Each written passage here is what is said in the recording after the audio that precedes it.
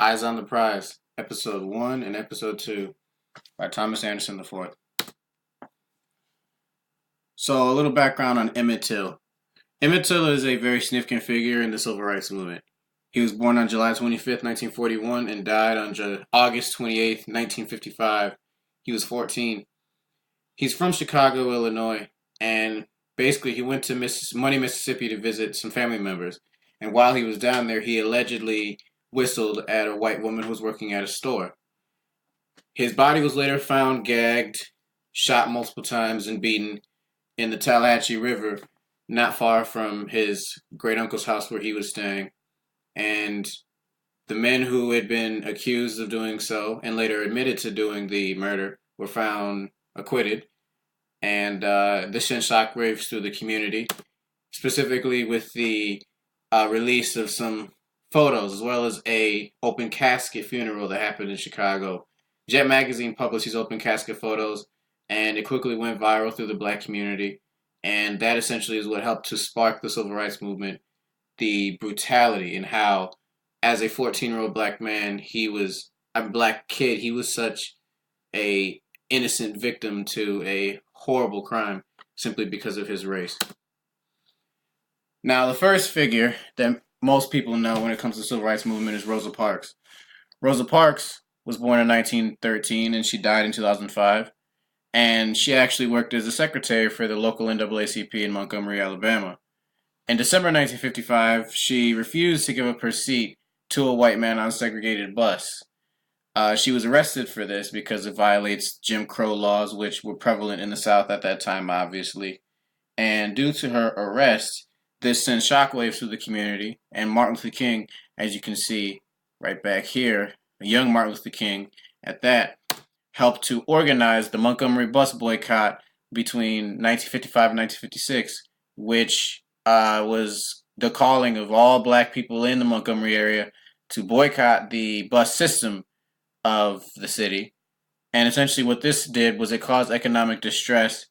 And on top of that, another case went to the Supreme Court where they found that segregation on buses was illegal, and was illegal because it violated the Constitution's 14th Amendment of equal protection under the law. So moving on from the bus boycott to schools.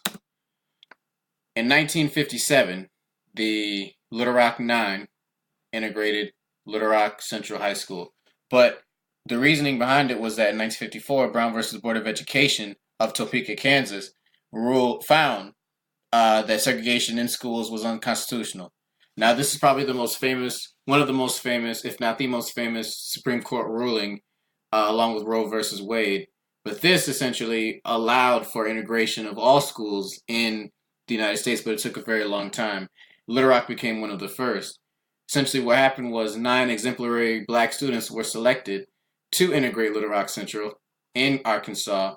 Unfortunately, Governor Faubus of Arkansas ordered the National Guard to block the students from entering, and as a result, Eisenhower, who was president at the time, sent federal troops to escort the students into the school.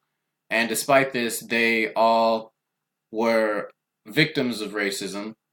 There's a photo of Vivian Malone floating out there somewhere where she is being followed by a white mob, to put it bluntly. There are many books that have been written about their experiences, including one book that I actually read, which talks about how one of the girls got acid thrown on her, I believe, and then another girl, they tried to set her on fire in the bathroom by setting pieces of paper on fire and throwing them into the stall that she was locked into.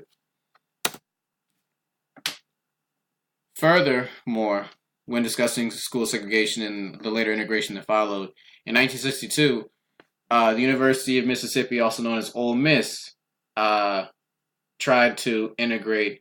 Well, they tried to. Let's just say they had a riot. How about that?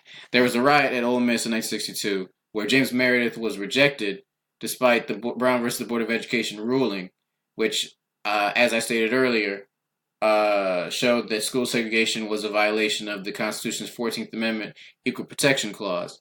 And basically what happened in this situation was the marshals were sent to escort James Meredith onto campus, And upon his entering of campus and his enrollment at said university, there was a riot that happened, and many people, there were some that died, many people were injured, including I think a third of the marshals who were there to protect him.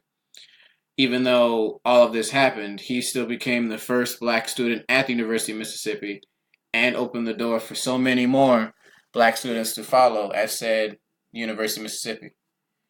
This has been episode 1 and 2 of the Eyes on the Prize documentary.